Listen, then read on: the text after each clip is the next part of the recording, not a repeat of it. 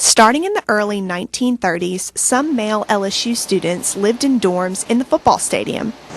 One resident in the South Stadium dorms from 1980 to 1982, Greg Douglas, says Governor Huey P. Long received special funding from the government to build the stadium because of these dorms.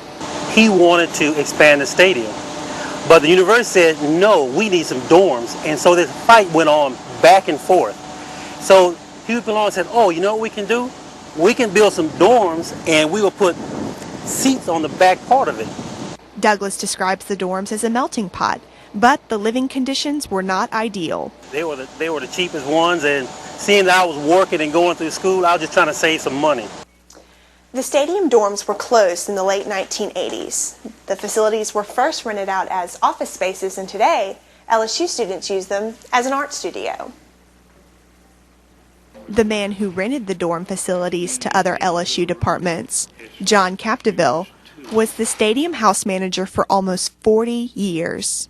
There were some who would rather have been in the Heidelberg uptown in the hotel, and there were others who this was a real experience for them. Capdeville said 2 to 8 men lived in a room, and that the entire stadium only had 9 telephones.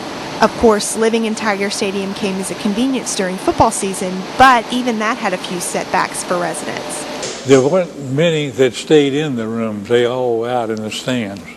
But I'm told that it was pretty noisy. Douglas says in the end, living in the stadium helped shape who he is today.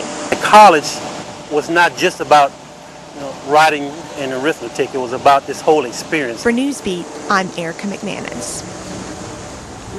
Remember those 9 telephones for all the stadium dorms? Well, if that wasn't bad enough, back in the day, those phones turned off at 9 p.m.